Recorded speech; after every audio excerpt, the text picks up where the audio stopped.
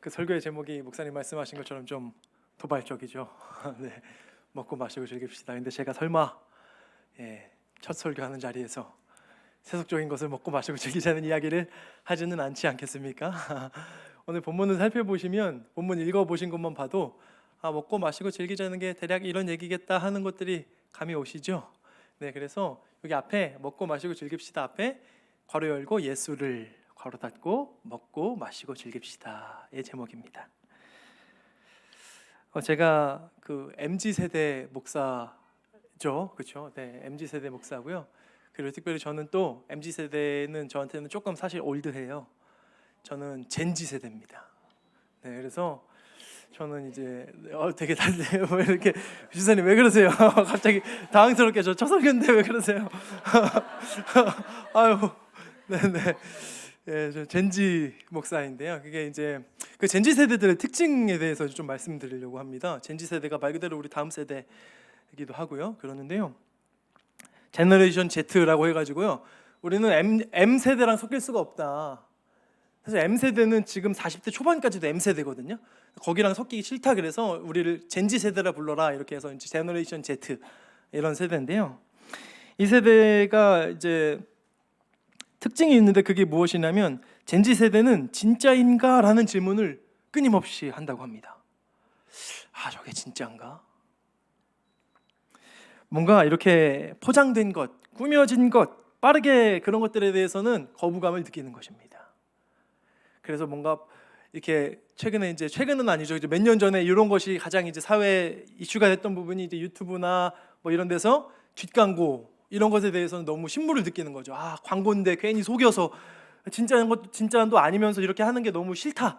이래가지고 막 이런 논란이 있고 이랬지 않습니까? 그만큼 젠지 세대는 이 본질에 대한 갈구가 굉장히 강하다고 합니다. 이 젠지 세대 그리고 우리의 다음 세대, 우리 미래 세대에게 보여줄 수 있는 것이 무엇이 있을까 생각해 보고자 한다면 예수를 먹고 마시고 즐기는 것을 그들에게 보여주는 것이 가장 중요하겠다. 이것이 정말 진짜구나라는 것을 알 수 있도록 우리의 경험적인 측면으로 그들에게 신앙의 전수를 이루어 줄 수 있는 것이 우리에게 가장 필요한 것이겠다라는 생각이 많이 듭니다. 이 예수를 먹고 마시고 즐긴다는 것은 예수를 먹음으로 힘을 얻는 것이죠. 예수를 먹음으로 힘을 얻고 예수를 마심으로 갈증이 해소받고 예수를 즐김으로 그것이 우리의 가장 큰 즐거움이 되는 이 새로운 그리스도인들의 공동체다, 새로운 정체성이다라고 이야기할 수가 있겠습니다. 이것이 정말 우리의 마음 가운데 살아 숨쉬고 이것이 정말 우리의 마음 가운데 체험적으로 고백되어지고 우리의 삶으로 드러나야만 젠지 세대가 그것을 보고 진짜구나, 진짜구나 한다는 것입니다. 오늘 본문으로 잡은 탕자의 비유가 이 잔치로 끝납니다. 먹고 마시고 즐기는 잔치의 비유로 끝나고요. 또 가나의 혼인잔치 사역도 잔치로 끝이 나죠. 이 먹고 마시고 즐기는 것이 얼마나 중요한 것인지에 대해서 성경이 이야기를 하고 있는 것인데요.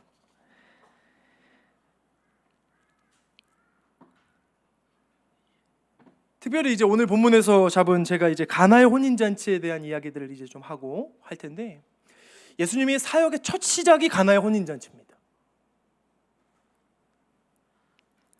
너무나도 중요한 부분이 아닐까 생각해 볼 수가 없습니다. 요한복음 2장 오늘 본문을 보면 예수님이 어느 결혼식에 피로연에 가시는 거죠. 근데 포도주가 너무 일찍 떨어져 버렸습니다. 마실 것이 없는 것이죠. 신혼부부는 물론 진행자에 해당하는 연회장도 자칫 사람들에게 망신을 당할 판국에 처해져 버린 것입니다. 이때 예수님이 몇 개의 커다란 항아리에 든 물로 포도주를 만드시는 기적을 행하시는데 이것을 성경은 기적이라고 표현하기보다 표적이다라고 이야기를 합니다. 기적과 표적은 무엇이 다르죠? 표적에는 그 의도가 있는 것입니다. 의도가 있는 것이 바로 표적이죠. 예수님께서 처음으로 사역을 시작하시면서 자신의 공생의 첫 시작, 그것을 잔치로 시작하신 것에는 반드시 의도가 있다라는 것입니다. 그래서 예수님께서 본인의 사역을 시작하시면서 먹고 마시고 즐기는 것이 얼마나 중요한지 내가 너희들에게 말해줄 거야 라는 내용들을 본문에서 이야기하고 있다는 것이죠. 자신이 무슨 일을 하러 오셨는지를 굳이 이런 식으로 알리신 까닭이 무엇에 있을까요? 그것은 예수님이 우리 인류에게 흥겨운 잔치를 베풀러 오셨다라는 것입니다. 예수님이 이 땅 가운데 오셔서 우리에게 가르치셨던 것은 하나님의 나라입니다. 하나님의 나라는 의와 평강과 희락의 나라입니다. 예수를 먹고 마시고 즐기는 그 나라가 바로 하나님의 나라인 것이죠. 그래서 우리 오늘 함께 찬양하지 않았습니까? 우린 그 나라에 속한 사람들, 이 땅을 밟고 살아가지만 소망의 날을 앞서 사는 사람들. 이것을 오늘 본문의 표현으로 말하면 먹고 마시고 즐기는 것이고, 우리의 찬양으로 표현한다면 하나님의 나라를 살아가는 것이며, 그것을 구약적인 표현이라고 말한다면 구약에서 계속해서 끊임없이 울려 퍼지고 있는 것, 하나님께서 구약 성경을 통해 우리에게 정말 진정으로 말하고자 하셨던 것이 무엇이냐? 나는 너희의 하나님이 되고 너희는 내 백성이 되는 것이다. 너희가 나로 인하여 즐거워하고 기뻐하는 것이다. 그것을 신학적인 말로 풀면 하나님을 영화롭게 하는 것, 하나님을 즐거워하는 것이겠죠. 그것이 곧 하나님을, 예수 그리스도를 먹고 마시고 즐기는 것입니다. 그렇기 때문에 이 먹고 마시고, 예수를 먹고 마시고 즐긴다는 것이 우리의 신앙에서 가장 중요한 부분이 아닐까 싶습니다.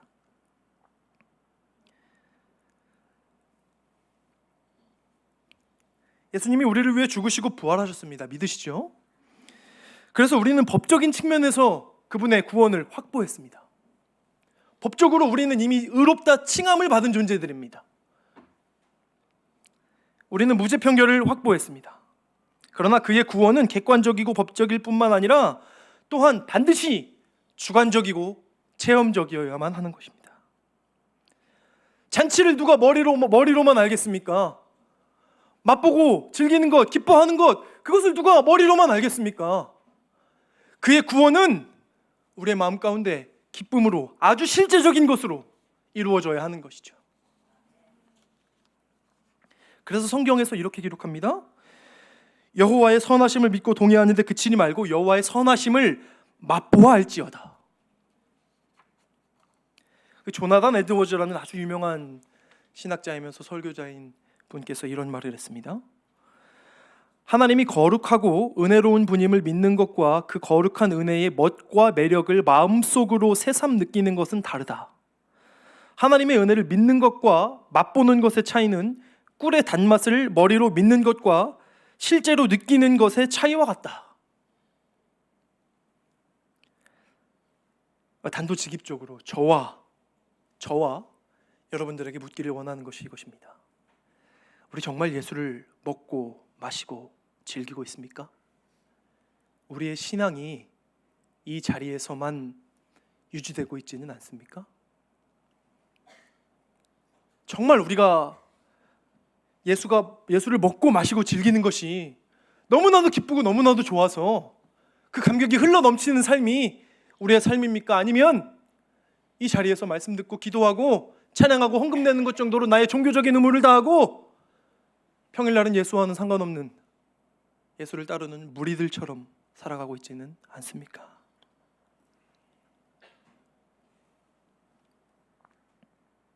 혹시 그런 말을 들어보셨나 모르겠습니다. 우리가 천국에 가게 되면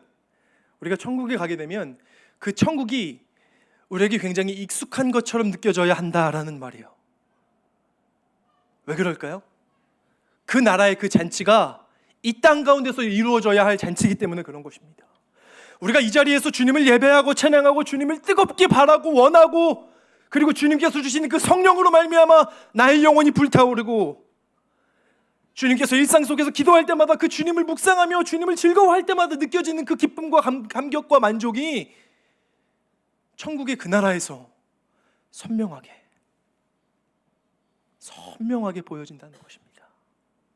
그래서 천국은 결코 우리가 경험해보지 못한 장소가 아닌 것이에요.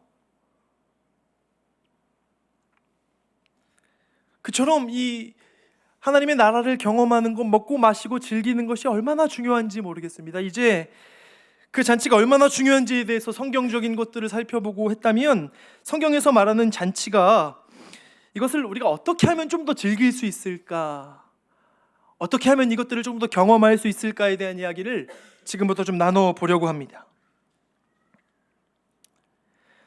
첫 번째로 우리가 먹고 마시고 즐기되 반드시 꾸준히 먹어야만 합니다. 예수를 먹고 마시고 즐기되 꾸준히 먹어야만 합니다. 식사라는 것은 몸에 영양분을 공급해 성장하게 하는 것이죠. 그리스도의 장성한 분량에 이르기 위해서 우리는 예수 그리스도의 복음을 먹고 마시고 즐기기 위해 일회적으로 그것에 하면 안 되는 것입니다. 우리가 계속해서 예수를 먹고 마시고 즐겨야 되는 것이죠. 이 본문의 헬라어 표현의 원어적인 의미가 그것을 아주 잘 설명해 주고 있어요. 오늘 본문에 살펴보면 너희가 마실 때마다 언제든지라는 특정한 주기를 정해놓기보다는 횟수를 제한하지 않는, 오히려 자주 반복되는 실천을 암시하고 있습니다. 그러니까 우리가 성찬에 대해서 생각할 때 우리가 이것을 자주 반복되는 실천으로서 우리가 해야 한다라는 이야기들을 이 헬라어 원어적인 의미를 통해서 우리가 살펴볼 수 있다 이 말입니다. 그래서 칼빈이라는 신학자가 이렇게 얘기를 하는데요. 제네바 교회가 그때 당시에 제네바 교회가 성찬을 시행을 제때제때 안 하는 거예요. 그래서 자신의 책 기독교 강요라는 책에다가 매주 이 성찬을 시행할 것에 대해서 이야기를 강력하게 이렇게 집필을 합니다. 이것은 매일 진행되어야 하는 것이고 적어도 최소한 일주일에 한 번은 진행되어야 하는 것이다. 예수를 먹고 마시고 즐기는 것은 일회적인 것으로 그쳐서는 안 된다. 그것이 성찬이 아니다. 이렇게 이야기를 하고 있는 것이에요.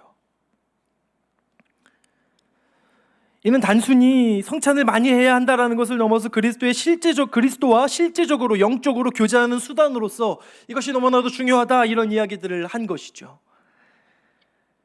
그와 연합하는 것, 그를 먹는 것, 그를 마시는 것, 그를 즐거워하는 것은 우리의 매일의 삶 속에 있어야 하는 일이다라는 것이죠.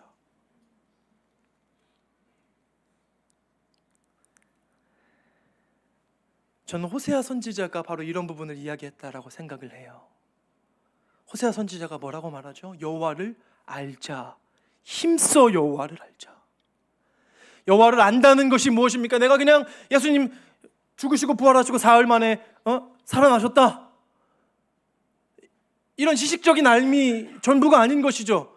호세아가 말한 여호와를 알자, 힘써 알자라는 것은 여호와를 경험하자, 여호와를 맛보자, 여호와를 즐기자, 여호와를 즐거워하자 라는 것에 대해서 힘써 우리가 여호와를 알자, 여호와를 경험하자라는 이야기들을 하고 있는 것입니다.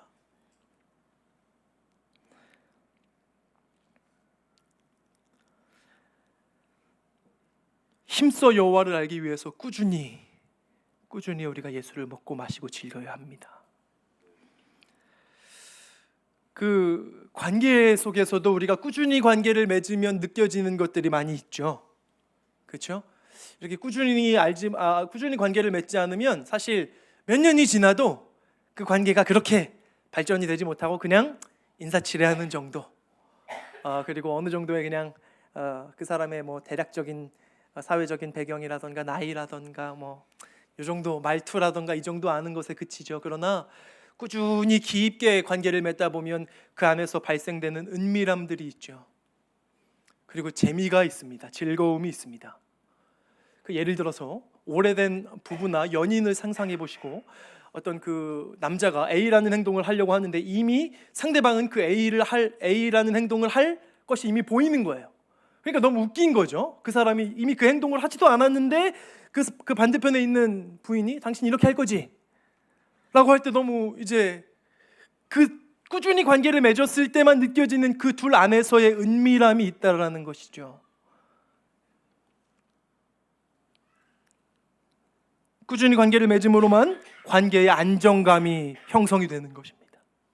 꾸준히. 관계에서도 꾸준함이 너무나도 중요한데요. 저는 또 이제 운동을 하는 사람이지 않습니까? 그래서 그 헬스를 하면서도 꾸준함이 굉장히 중요합니다. 예. 제가 어제 우연히 이렇게 이단지에서 운동을 좀 했습니다. 우연히는 아니고 사실 이제 박경필 집사님과 이렇게 같이 이렇게 운동을 좀 가르쳐 드리려고 박경필 집사님이 가르쳐 주시면 좋을 것 같다고 하셔서 제가 원정을 간 거죠, 한마디로. 네. 원정을 갔는데 거기 변호천 집사님과 이미라 집사님이 계시는 거예요. 그래서 집사님 반갑습니다. 여기 계시는군요. 했는데 근데 제가 이미 변호천 집사님 이미 운동을 많이 하시는 분이라는 걸 알고 있었어요. 그래서 만났습니다. 그래서 집사님이 막 정말 이렇게 여기다가 이렇게 제 기억으로 정확한지 모르겠는데 머리띠 같은 거를 이렇게 하시고 이렇게 이어폰을 꽂으시고 막 그 무릎 보호대를 하시고 막 열심히 뛰고 계시더라고요. 그래서 야 제대로 뛰신다. 정말 제대로 뛰신다 이렇게 하면서 옆에서 미라 집사님 이렇게 걷고 계시고 그래서 그런 모습이 보였어요. 그래서 제가 이제 변호천 집사님께 가서 이런저런 얘기를 이제 시작을 했죠. 스몰 토크를 했는데 집사님 운동을 일주일에 몇 번이나 하십니까? 그랬더니 몇 번 할 것 같으세요, 여러분? 우리 집사님께서 매일 매일 하십니다. 주 5일 운동을 한다고 하시더라고요. 그래서 집사님이 제가 최근에도 집사님한테 집사님 굉장히 샤프해지셨네요. 근데 정말 집사님이 샤프해지셨어요. 그리고 제가 운동을 하면서 너무 좋으시죠? 그랬더니 집사님 너무 좋죠. 그러면서 어떤 표현까지 하시냐면 활력이 생기는 것을 넘어서 인생의 터닝 포인트가 된 것 같다. 뭐 이런 말씀까지 저한테 하시더라고요. 그래서 제가 어제 이 이야기를 집사님께 전화를 드려서 집사님 이 얘기를 좀 써도 되겠습니까? 이렇게 동의를 구하고 썼습니다. 오해하지 않으셔도 됩니다.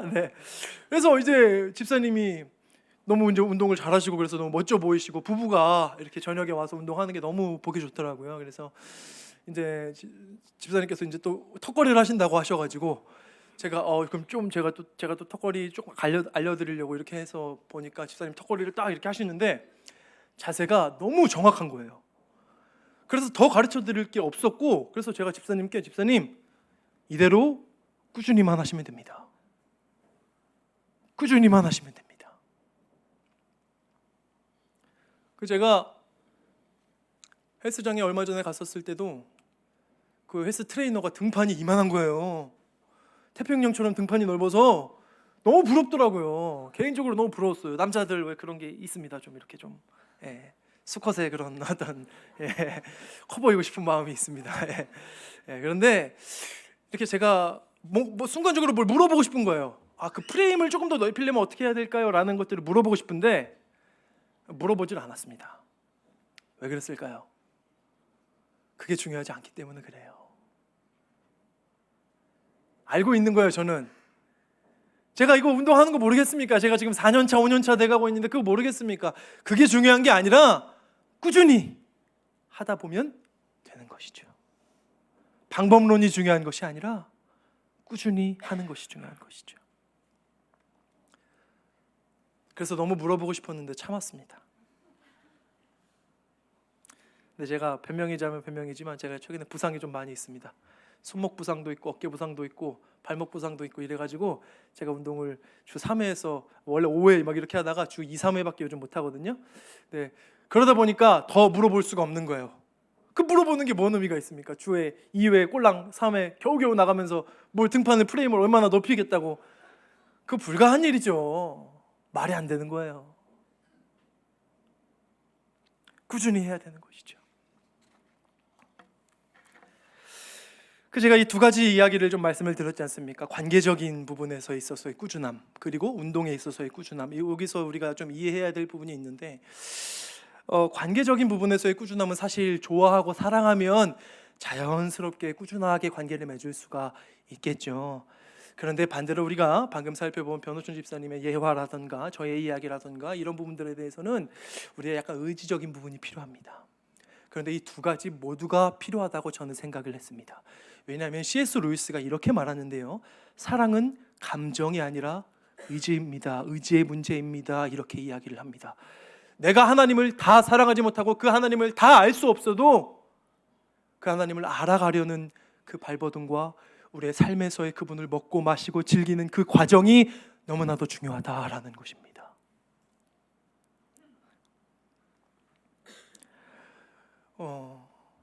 예수를 먹고 마시고 즐기는 것이 너무 좋습니다.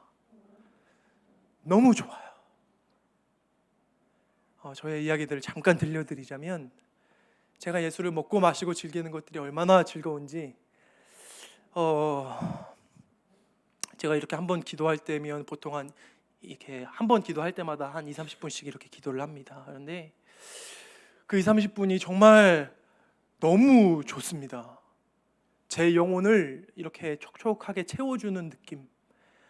그리고 제 안에 예수가 실제하고 있다는 것들이 많이 느껴지는 그 시간이 바로 기도하는 시간입니다.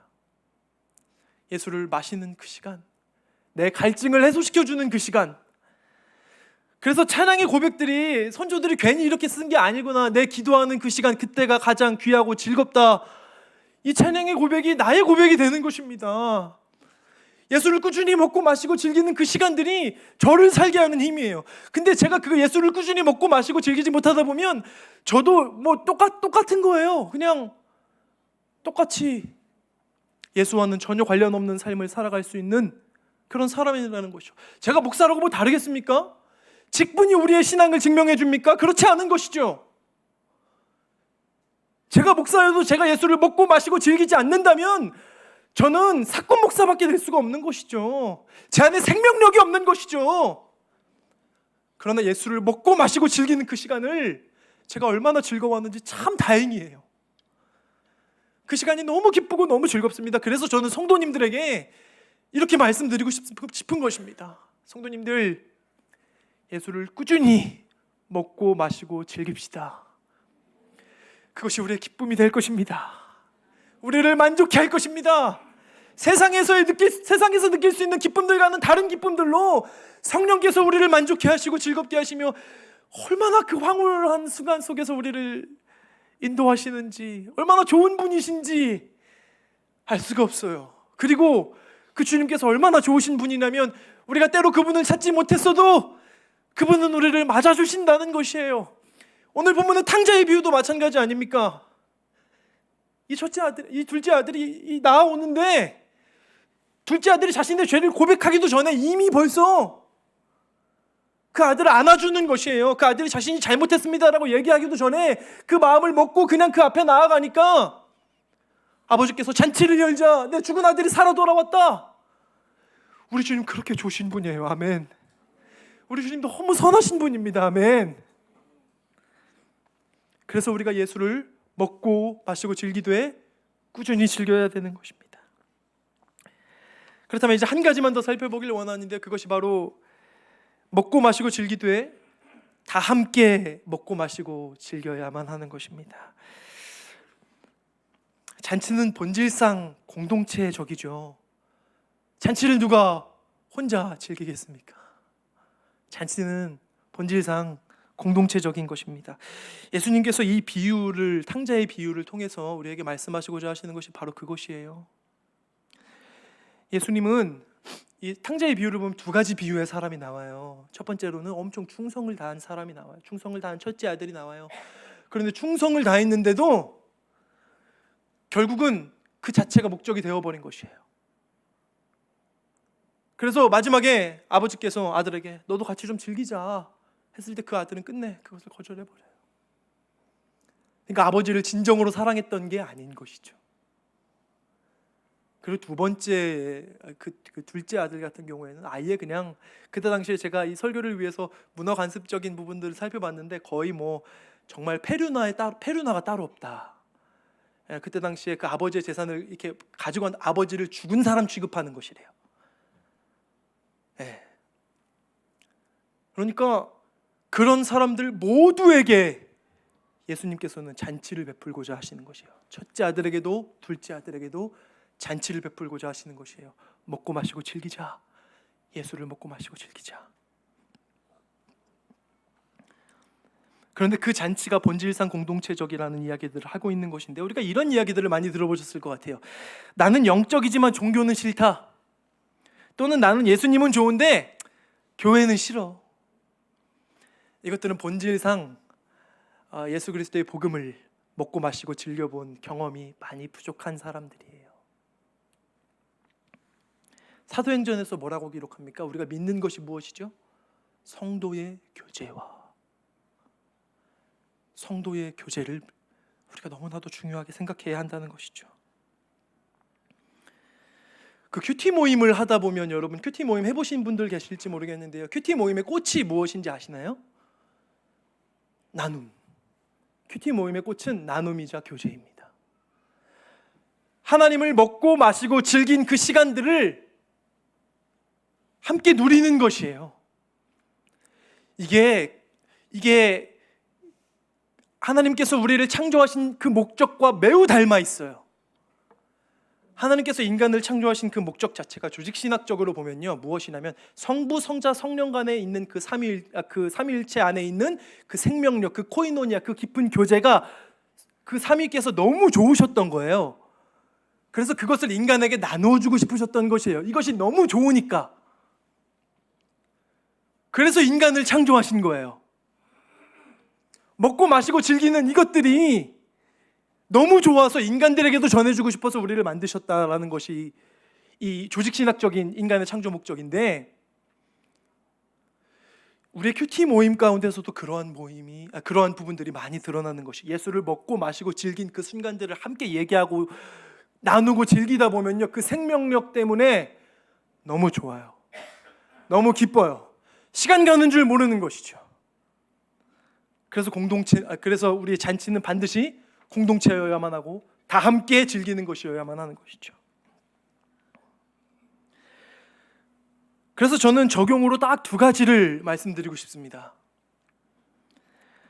혹시 내가 먹고 마시고 즐기지 못하고 있다고 한다면 잔치의 자리에 여러분을 초청하고 싶은 것입니다.